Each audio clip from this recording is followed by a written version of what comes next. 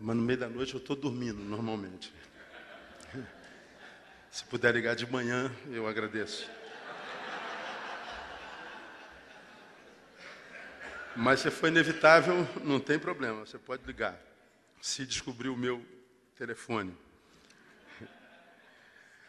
O Ari está lhe pregando, e depois de ouvir o Maurício, o Ed eu ouvi em casa, ouvi o doido do Capelete, não é?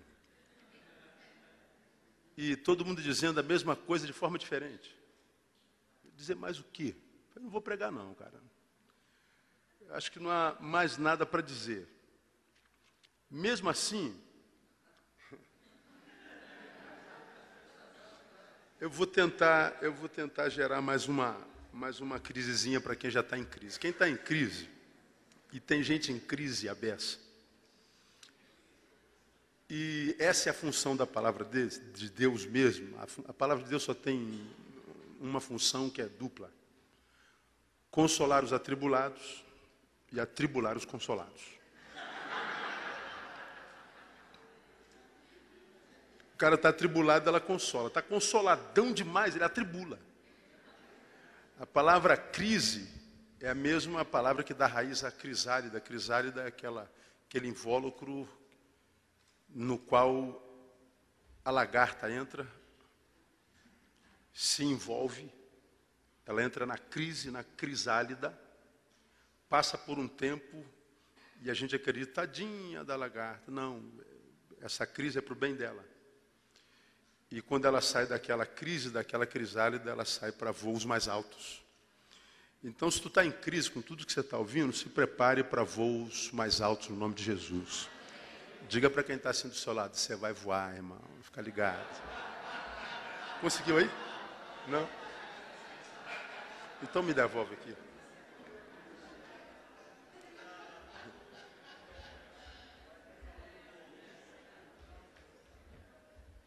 Tinha 3 fotos que eu queria mostrar a vocês, mas não foi possível deixar para a próxima, quem sabe para novembro. Abra sua Bíblia em Efésios, capítulo 4.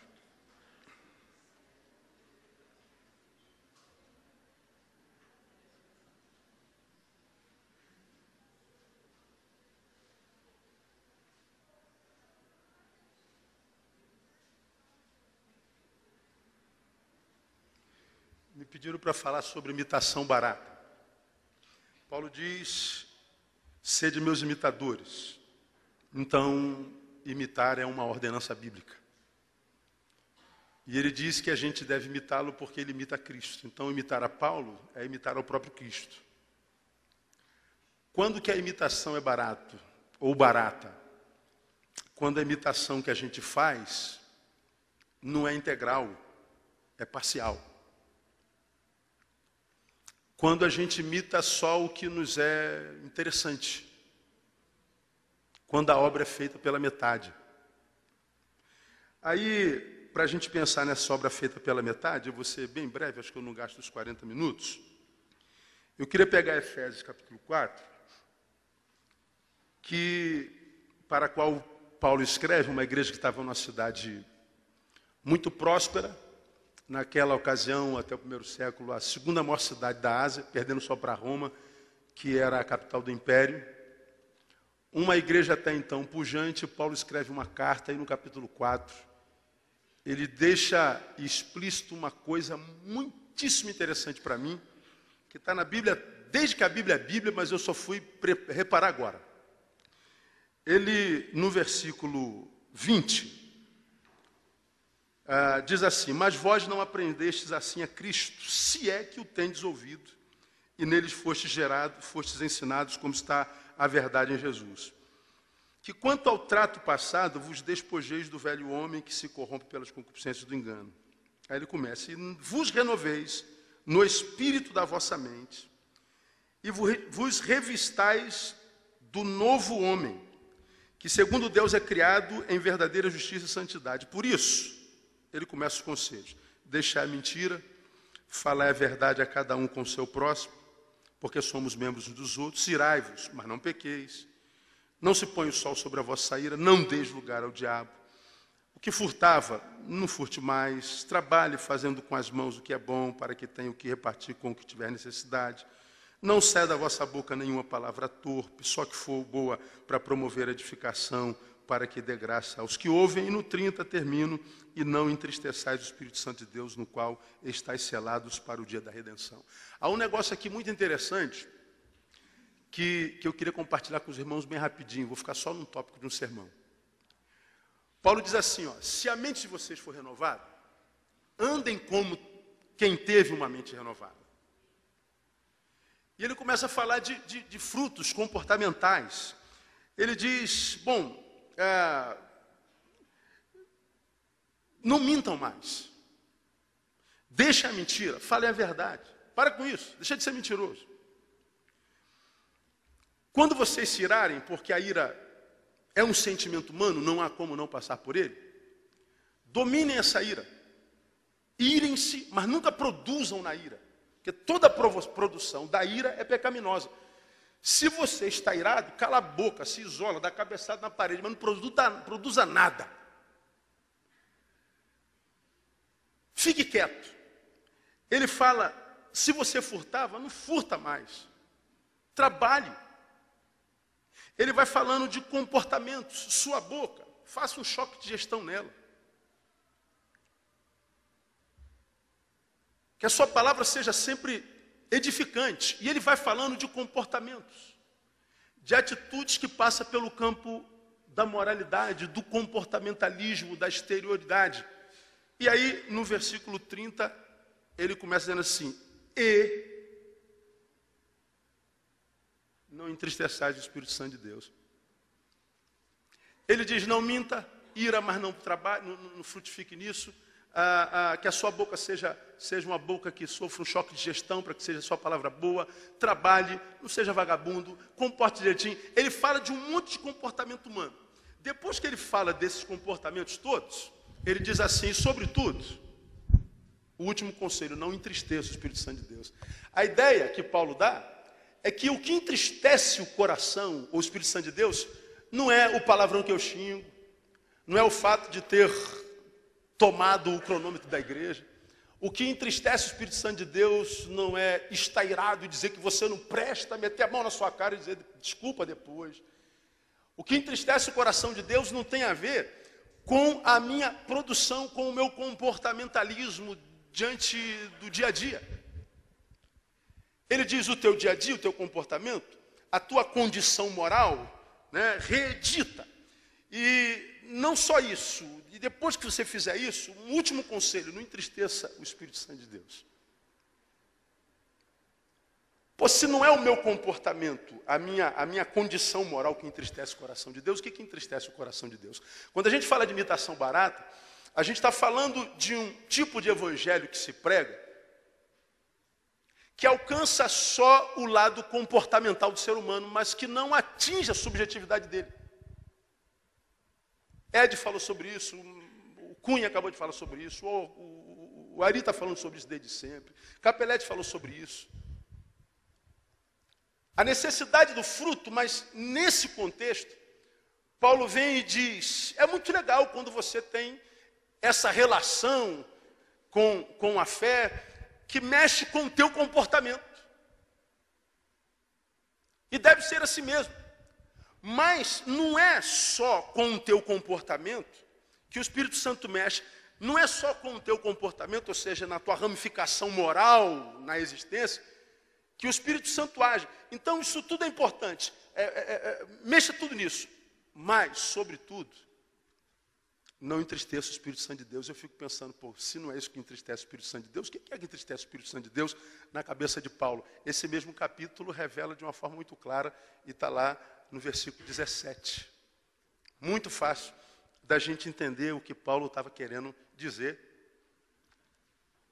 Uma vez que o que agride ao Espírito Santo de Deus, na verdade, não é meu comportamento, portanto, não é uma questão de causa, de moral, de efeito causa e moral. Ele vai lá no versículo 17 e diz assim, e digo isto e testifico no Senhor, para que não mais andeis como andam quem hoje? Gentios. Vocês eram deles, gentios. Vamos entender gentios como quem ainda não teve uma experiência com o Espírito Santo de Deus. Paulo está dizendo, vocês tiveram. Então, o que se requer de vocês? Que vocês não andem mais como andavam antigamente. Então você está falando do quê? Da minha forma de falar? Eu não devo falar, por exemplo, como um carioca? Pô, bro, e aí, brother? O bagulho está doido, irmão. Não é disso que eu estou falando. Não estou falando de gíria, não estou falando de linguagem. Aí você está falando do quê? Que eu era um ladrão, agora eu devo trabalhar? Não, também, mas vai além disso. Não andem como gentios. Nesse versículo 17, ele diz como é que os gentios andam. Diz que os gentios andam na vaidade o quê? Da sua mente. Não andem conforme os gentios. Vaidade na mente. Aí aqui que eu queria parar com vocês uns minutinhos. De um lado, Paulo diz comportamentalismo, exteriorização. A área da nossa vida que os olhos dos outros veem. Mas Paulo está dizendo, embora isso seja importante, o que entristece a Deus é o que acontece dentro. Tem a ver com a sua mentalidade, tem a ver com a sua visão, tem a ver com a sua interioridade. Como quem diz, olha, o Deus que vocês servem não se relaciona a priori com aquele ser que vocês são quando tem gente olhando para vocês. O Espírito Santo de Deus se relaciona com aquele ser que vocês são quando não tem ninguém olhando para vocês. Quem vocês são quando não tem olhos sobre vocês? Porque é com esse que ele se relaciona. Porque eu posso adestrar meu comportamento, como Ari falou sobre adestramento discipulado. Eu posso lutar para que eu coordene meus atos. Mas ele está dizendo, não é sobre tudo isso que agride o Espírito, mas são as suas interioridades. E ele está dizendo, não andem mais como andam os gentios. Quando você conhece a Jesus, de fato, de verdade, e o Ari acabou de pregar sobre isso aqui, a primeira coisa que vai ser mexida em você é a mente. Na vaidade da mente. Agora, olha o que é interessante. Vaidade da mente, literalmente é futilidade de sentidos. Alford, quando leu esse texto, ele interpretou assim: um desperdício de todas as faculdades racionais em torno de temas indignos. Andar na vaidade da mente é ter uma mente com a capacidade de criação imensa, com uma capacidade de produzir para a glória de Deus e para o seu reino, de abençoar, de se envolver com projetos grandes e tremendos, que podem impactar a sua geração. E a despeito de ter essa mente toda, não usar essa mente para absolutamente nada. Desperdício da faculdade mental. Mente pequena. Futilidade. A palavra aqui é a palavra mataiotete. Futilidade. Uma mente fútil. O que agride ao Espírito Santo de Deus não é o que eu fiz no campo da moralidade, mas o que eu faço no campo da criatividade, no campo da minha mentalidade. Aí eu me lembro de Mário Quintana, que é meu predileto, faço uma analogia. Mário Quintana, quando falando sobre analfabetismo, ele disse uma frase muito interessante: analfabeto não é quem não sabe ler. Analfabeto é quem sabe ler e não lê. Eu achei brilhante. Você sabe ler? Sei. Por que não lê? Qual é a diferença de você e aquele que não sabe ler de fato, de verdade? Nenhuma. Então, na cabeça do Quintana, o analfabeto é aquele que tem a possibilidade da leitura e não usufrui disso. Aí eu faço uma analogia. Quem é o débil mental? O que não tem as suas faculdades mentais sob controle? Ou aquele que tem as suas faculdades mentais sob controle e não as usa para um objetivo edificante? A gente ouve falar sobre a crise da igreja evangélica brasileira, em todo canto que vai. Quando eu estive aqui no Missão na Íntegra, bem pouco tempo atrás, eu falei que não há um lugar nesse país, nenhum congresso, nenhuma igreja, no qual a gente vai, em qualquer canto, em que nós estejamos conversando em off, que a gente ouve alguém falando bem da igreja. Alguém satisfeito com a igreja, orgulhoso com a igreja, vibrando pelos caminhos pelos quais a igreja tem trilhado, aquilo no que a igreja tem se transformado. A gente não vê mais o senso de orgulho de fazer parte da igreja, exatamente porque a igreja está se tornando. Uma igreja doente, a gente pergunta, qual é o problema da igreja? Bom, Paulo diria, o problema da igreja é mental. A igreja está com um problema mental. Vaidade na mente. Seus projetos não são grandes. Seus projetos não são úteis, são fúteis. Uma das fotos que eu ia mostrar para vocês, é uma foto que circula pela mídia, que tem uma imagem com duas fotos. Do lado de lá tem dois homens se beijando. Do lado de cá tem um africano, um menino, uma criança, pele e osso. Pele e osso. Morrendo gradativamente por falta de ausência do básico. E aí, embaixo dessa imagem, está dito assim: o que me causa indignação é que tem muita gente preocupada muito mais com a primeira imagem do que com a segunda. Hoje, nós vemos a igreja preocupada com a causa homossexual, mas a gente não vê a igreja preocupada com a causa da fome. Se nós, com o espaço que temos na mídia, lutássemos contra a fome, contra a injustiça social, contra esse estado degradante no qual se encontra a saúde brasileira, onde a gente vai e não tem band-aid para cuidar das pessoas, não tem maca, e a gente paga caro por aquilo ali. A gente vê gente morrendo por ausência do estritamente básico. A gente vê a dignidade humana sendo confrontada, o ser humano sendo humilhado, sendo tratado como nem bicho deveria ser tratado. Mas a gente não vê uma voz se levantando contra esse estado degradante como o ser humano tem sido tratado. Mas a gente, quando vai para a mídia, a gente está preocupado com a causa homossexual. Queremos o nosso direito de poder criticá-los. Vocês estão roubando de nós o direito da discordância. Isso toma uma realidade nacional, mundial, porque a igreja evangélica está se levantando contra o seu direito de criticar. Nós estamos lutando pelo nosso direito, mas a igreja não usa a mesma criatividade, inteligência, capacidade de gestão, de aglomeração para lutar contra a causa do necessitado.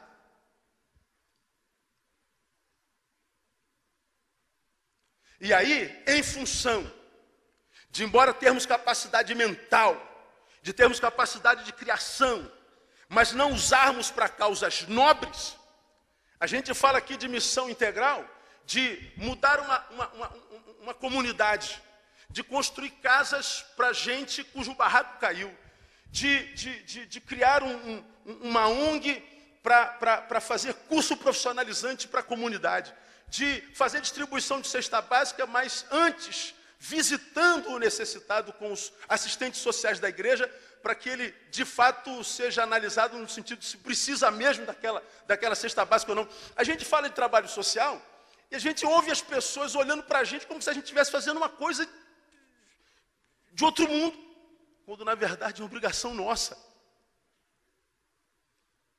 O Espírito Santo, ele diz assim: o que me ofende é ver pessoas abençoadas com a mente de Cristo e ao mesmo tempo ver essa mente utilizada para nada. E aí a pergunta que a gente faz para nós que somos líderes da igreja no Brasil: no que a tua mente está envolvida nesse exato momento? Qual o projeto que você tem para glorificar ao Senhor sendo gestado na sua mente? O que você tem feito com a capacidade, com os dons, com o talento, com a capacidade de criação que Deus te deu? Pastor, no momento eu não estou envolvido em causa nobre nenhuma. Mas eu sou alguém completamente ocupado com a igreja local. Se a gente está ocupado com a igreja local, mas não tem causa nobre nessa mentalidade, nesse projeto, nós estamos em pecado.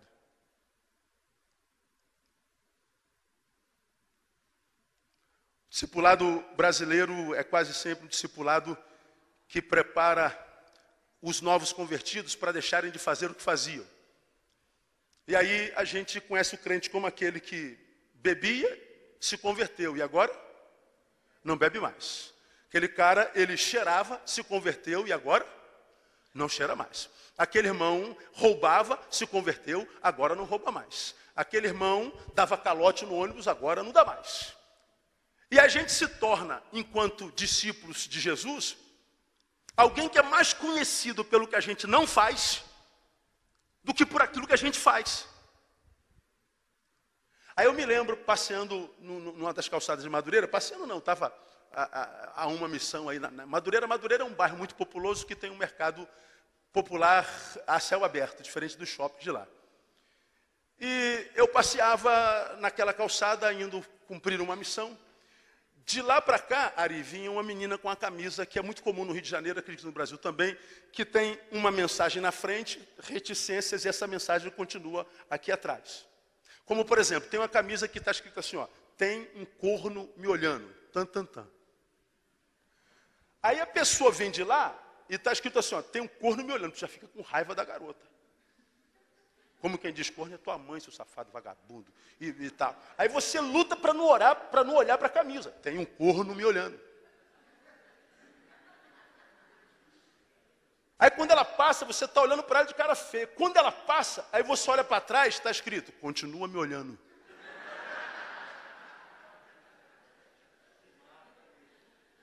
Aí ganha uma facada, não sabe por que foi, de onde veio o tiro. Não é verdade? Tem muito disso no Rio de Janeiro. Vinha eu me lembro disso como se fosse hoje. Olha a camisa da menina. Não bebo, não fumo, não jogo. Não transo, não dou calote. Tan, tan, tan. Aí já sei que é. Aí é mole.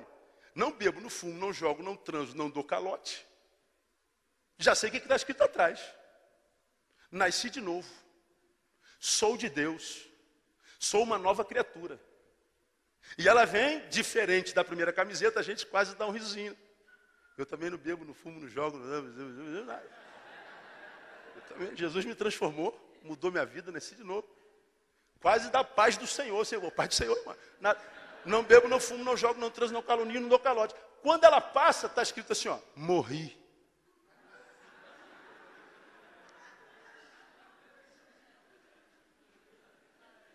Veja, eu confundi um crente com um defunto.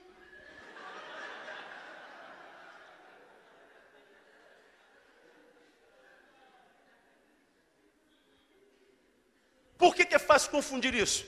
Porque a vida do discípulo de Jesus não se manifesta a priori pela sua abstinência do que fazia, mas pela nova perspectiva dos seus feitos. A gente não bebe, não fuma, não cheira, não transa, não joga. O bom católico também não faz isso. O Hare Krishna muito menos. O islâmico nem pensar. E daí? Porque a palavra diz que deixe o ímpio o seu caminho, mas se volte ao Senhor. Não é só uma ação, desculpe o neologismo, deixativa. Mas é uma ação insertiva. Eu deixo o mau caminho, mas me volto para o Senhor. De modo que o meu testemunho será o diferente do testemunho dos maiorias dos testemunhos que a gente ouve na igreja evangélica. Irmãos, vou dar meu testemunho. Eu roubava. Eu matava, eu se prostituía, aleluia, e ele vai contando a desgraça toda, eu era matador, eu estuprava, eu comia o coração da pessoa que eu matava, e a gente fica assim quase vomitando em ver a história da pessoa. Mas eis que num determinado momento o cara diz assim, mas aleluia, o Senhor entrou na minha vida, a igreja vem abaixo. Aí eu estou sentado e fico assim, agora que ele foi transformado, ele gastou 2 horas contando a desgraça do passado. Agora ele vai contar o que ele faz depois que Jesus entrou na vida dele. E, aleluia, Jesus entrou na minha vida. Aí acaba o testemunho. Bom, o que você fazia para o diabo, nós já ouvimos. E o que você faz para Deus?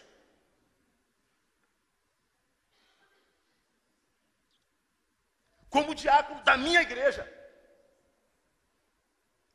fizeram um culto de 50 anos. E começaram os testemunhos. Esse irmão é uma bênção. Conheço há 50 anos. Nunca vi falar mal de ninguém. Nunca vi fazer mal para ninguém. Nunca vi matar uma mosca. Esse irmão é incapaz de produzir o mal na vida de qualquer um. Esse irmão é uma bênção. E eu ouvi 1 hora do quanto esse irmão não faz mal a ninguém. E a minha pergunta foi, e bem, fez para quem? Não, bem também não fez para ninguém. Então é um diácono porcaria.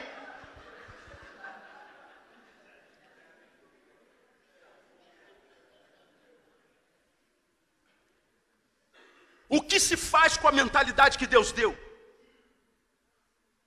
O que a igreja tem feito com a capacidade que Deus lhe deu? Cadê os cabeções da igreja? Cadê a criatividade da igreja? Que uso estamos fazendo da mentalidade? Quando nós pensamos assim, nós vamos entender que a qualidade da vida que vivemos está, portanto, intrinsecamente ligada ao uso que fazemos da nossa mente. Se a nossa mente é pequena, se ela não produz, nossa vida vai ser pequena, medíocre, insignificante. Agora, se a nossa mente é usada para fins grandes, que sejam fins que abençoem o nosso próximo e glorifiquem o nome de Jesus, nós vamos então estar cumprindo a nossa missão. E não precisa de muito, a gente pega exemplos na história. Você pega um irmão nosso chamado Martin Luther King, que conseguiu mudar a história da sua nação. A mente dele era grande. Leia a biografia desse homem, você vai ver que ele teve defeitos graves, alguns morais. Mas que a despeito disso, da sua imperfeição, não afetou a sua mentalidade, a sua capacidade de pedir transformações na sua nação. Veja Gandhi, o advogado magrelo, que libertou a Índia da opressão da Inglaterra de tantos anos. A revolução da paz, a revolução do amor, sem pegar numa arma. Numa arma. Agora nós somos um país que diz, possui 40 milhões de evangélicos. Você já imaginou se o dízimo disso usasse a sua capacidade de raciocínio para abençoar o lugar onde foi plantado? Você já pensou se cada igreja local abençoasse pelo menos a rua onde ela está? A rua. Se cada igreja local abençoasse só Jerusalém, a repercussão chegaria até os confins da terra, sem a menor dúvida. Simples desse jeito. Quando a gente fala, irmão, do pouco uso da nossa mente, a gente consegue entender por que a nossa mente é alvo constante do diabo.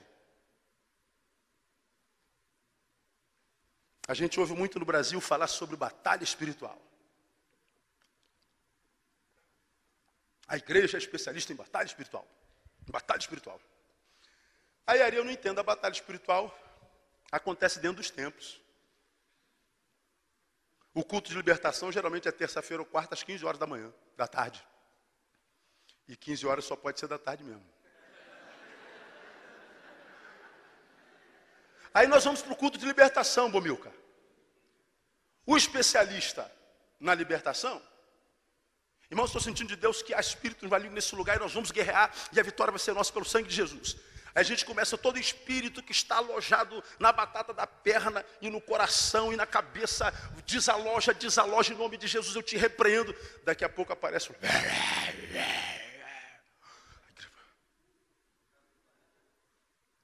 Aí traz o caboclo com um demônio no corpo para a igreja, para o púlpito. Diz teu nome, endereço, profissão, quem te mandou?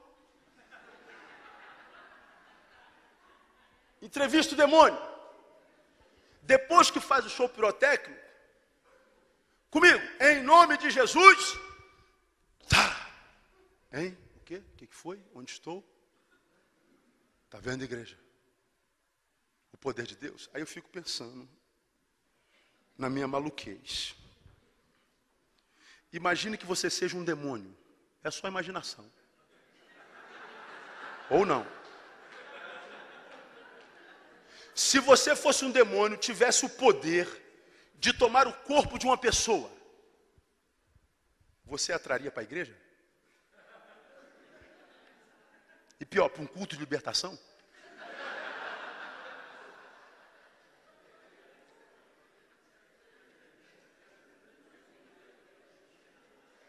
Uau, agarrei você.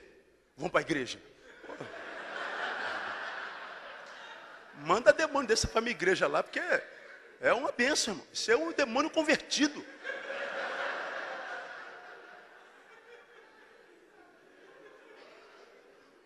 E a gente vê os irmãos guerreando contra os demônios. Irmão, você é um demônio desempregado no inferno, não tem nada que fazer.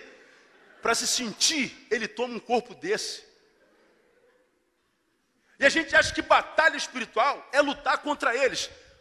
Agora, a batalha contra a qual, ou o inimigo contra o qual a gente tem que lutar, tem que ser aquele demônio que a Bíblia fala, tendo Satanás entrado em Judas, foi lhe tratar com os fariseus como prender a Jesus.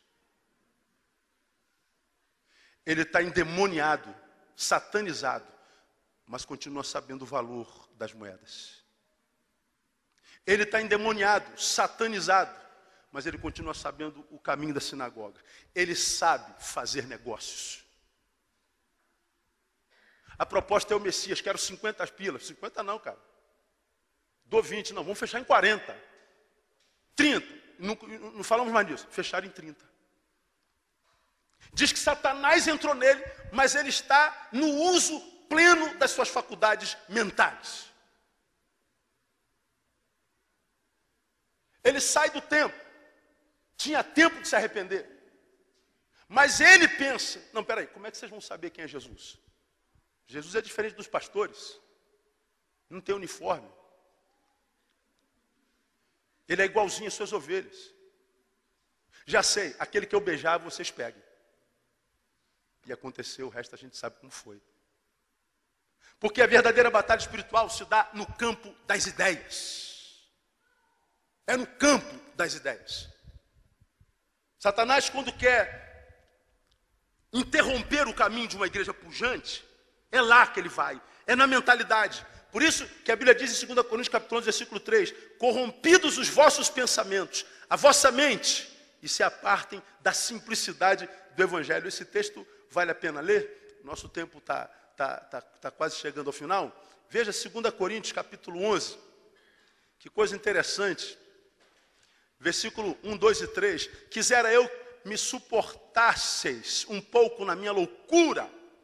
Suportai-me, porém, ainda, porque estou zeloso de vós com o zelo de Deus, porque vos tenho preparado para vos apresentar como uma virgem pura ao marido, a saber, a Cristo. Mas temo que, assim como a serpente enganou Eva com a sua astúcia, assim também sejam de alguma sorte corrompidos os vossos pensamentos, vossa mente, e se apartem da simplicidade que há em Cristo Jesus. Lá no Éden, a trama do diabo era a mesma, mudar a mentalidade de Eva. Hoje é a mesma coisa. A gente vai deixando a simplicidade do Evangelho. Como nós falamos no fórum de manhã, que para mim foi maravilhoso. O Evangelho é tão simples que a gente não acredita que seja só isso. E a gente diz, vou dar uma ajudinha para Jesus, para ficar mais bonito aí um pouquinho. Vamos enfeitar esse negócio aí. Trabalhar estética. Não, é uns aos outros.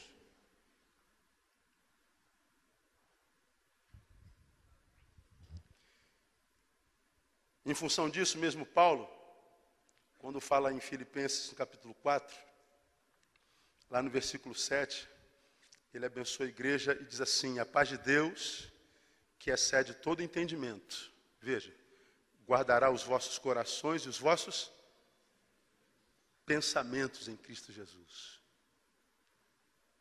Guarda a nossa razão, nosso sentimento, nossa mentalidade. Porque é exatamente isso que o diabo quer embotar. A minha tristeza é perceber que a igreja me parece ter se tornado um lugar onde a gente treina as pessoas para se darem bem. As pessoas vêm para a igreja e a gente ensina a vocês a como se darem bem. Deus tem uma bênção para vocês. Deus vai mudar a vida de vocês. Deus vai restituir você. Deus vai você. Deus vai você. E Deus vai você. Um evangelho no qual Deus trabalha para mim. Quando o evangelho é a capacitação de Deus para que eu trabalhe para Ele. Como Ele é uma entidade que não tem carência de nada, Ele diz, serve ao teu próximo. Porque quando você der água ao sedento, pão ao faminto, vestiu nu, quando você cobriu o que está com frio, visitar lá o enfermo e o preso, então você vai estar fazendo para mim. É só isso. Estou dizendo a mesma coisa que todo mundo disse todos esses dias aqui. Vivemos para glorificar o nome de Jesus. Vivemos para honrar o nome de Jesus. E a gente acredita que honrar o nome de Jesus é deixar de fazer um monte de coisa que a gente fazia. E na cabeça de Paulo, glorificar a Jesus é só usar as faculdades mentais e a capacidade de criação para abençoar alguém. Não entristeçais o Espírito Santo de Deus, como? Na vaidade da sua mente. Na futilidade da sua mente. Na inutilidade da sua mente. Ele está falando do uso das nossas faculdades mentais. E esse texto a gente poderia ir mais adiante nesse capítulo 4. Nós lemos o versículo 17, onde ele diz, e digo isto, testifico no Senhor, para que não mais andeis como andam os gentios, na vaidade da sua mente. Ele fala, entenebrecidos no entendimento. Portanto, ele fala de ignorância. Um povo que não entende, um povo que não conhece, o povo que não absorve sabedoria. A gente dá uma voltadinha lá para Oséias, a gente vai ver o Senhor dizendo assim, o meu povo está sendo destruído, porque ele falta o quê? É meu povo? É. Mas está sendo destruído? Tá. Por quê? Falta unção? Não, tem muita unção rolando no Brasil. Falta poder? E pelo amor de Deus, fogo demais. E conhecimento? Nenhum.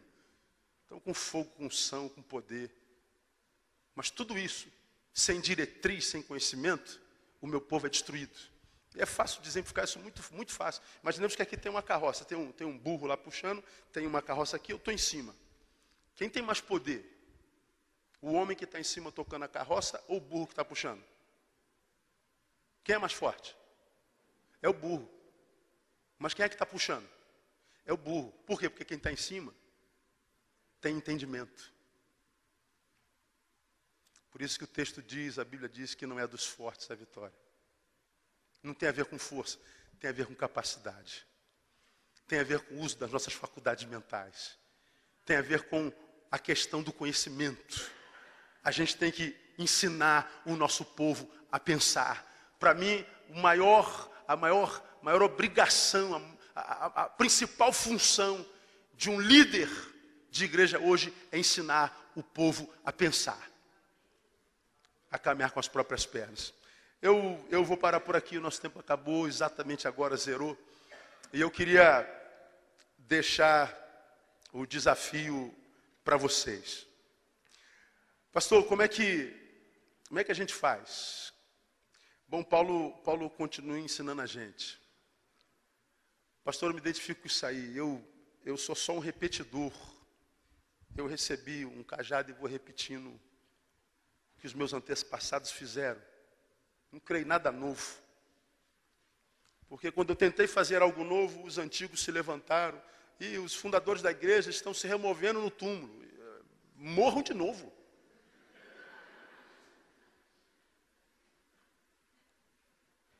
Porque isso que a gente sustenta hoje, no tempo deles era moderno. E serviu para servir as suas gerações. Mas compete a nós, por causa da nossa geração, a obrigação de mudar tudo isso. A mensagem é a mesma, o modo de compartilhar é que difere. Falei pela manhã que nós fazemos parte de uma geração que não ouve com os ouvidos, ouve com os olhos. Dei o exemplo da bochecha, lembra? Vale mais o que a gente vê do que o que a gente escuta. Está na hora dessa multidão de crentes no Brasil calar a boca e começar com as obras o amor de Deus. Materializar esse amor que a gente diz conhecer. Na outra vez que eu vim aqui, com isso eu termino, eu falei que o amor, e o Ari falou muito bem sobre amor aqui agora, o amor não é só um sentimento, a gente não pode reduzir o amor a um sentimento. Se amor fosse só sentimento, Jesus não mandaria a gente amar o nosso inimigo. Porque o que eu sinto pelo inimigo dificilmente seria amor. Mas Jesus ainda assim diz, ama, porque amor não é só um sentimento. Se teu amigo tiver fome, né, eu dou de comer a ele. E se teu inimigo tiver pedir comida, dá a ele também. Ainda que o sentimento que você sinta pelo amigo e inimigo sejam diferentes. Você não tinha carro, tua mulher estava grávida, teu vizinho tinha, e você foi pedir para levá-la para o hospital para ganhar bebê. Ele falou, não gosto de crente, não vou levar. E você se virou. Passa-se os anos, agora quem está grávida é a mulher dele, ele que está na penumbra, você está de carro. Aí ele bate na tua porta, vizinho, minha mulher vai ganhar filho. O que tu vai fazer? Não, não vou te levar porque você não me levou alguns anos atrás. Não, eu vou levar. Amar o inimigo é dar ao inimigo o que se dá ao amigo. Amor é uma atitude que vai muito além do sentimento. O Brasil precisa de uma igreja e de discípulos que amem, mas com amor que se materializa. Um amor que, se não pode ser sentido, é visto, é tocado, é mensurado, é concreto.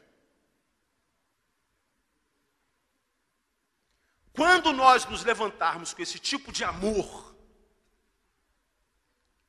que é muito mais do que uma declaração verbal e um sentimento a ser sentido, mas é um serviço a ser compartido, a gente não precisa falar mais nada. Você não precisa dizer que me ama, porque as tuas atitudes já disseram há muito tempo. E quando esse amor for em forma de atitude, aí sim nós ganhamos o direito de voltar a pregar. E talvez seremos ouvidos de fato e de verdade. A primeira foto era aquela. A segunda foto é de uma passeata que teve há um mês atrás, no Rio de Janeiro, dos professores em greve. E um professor subiu na escadaria do Teatro Municipal do Rio de Janeiro com a cartolina azul e estendeu. Estava escrito lá, o Brasil precisa de mais professores do que pastores. Fazendo alusão aos pastores que estão na televisão, vociferando, dando mau testemunho, desconstruindo a mensagem. O Brasil precisa de mais professores do que pastores. Por que ele usou a figura do pastor? Porque é discurso distante da prática.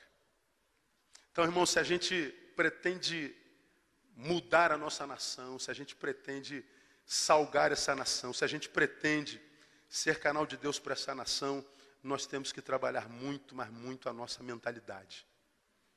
Temos que trabalhar nossa forma de pensar, nossa forma de analisar, de estudar. E aí eu terminaria com uma frase de George Bernard Shaw, que diz assim, é impossível progredir sem mudança. E aqueles que não mudam suas mentes, não podem mudar nada. E quando a gente fala em mudança, em transformação, a gente não tem como não lembrar de Paulo, em Romanos capítulo 12. Rogo-vos, pois, irmãos, pela compaixão de Deus, que apresentei os vossos corpos como sacrifício vivo, santo, agradável a Deus, que é o vosso culto racional. Ele diz, para que experimenteis qual seja a boa, santa, agradável, perfeita vontade de Deus. E ele fala de transformação de mente. Não vos conformeis a este mundo, século, mas transformai-vos. Como? Pela renovação da vossa mente. Ele não diz para eu mudar o século, ele diz para que eu me mude. Para que eu me transforme naquilo que eu quero ver reproduzido neles. E essa transformação se dá pela renovação da mente. Que Deus nos abençoe.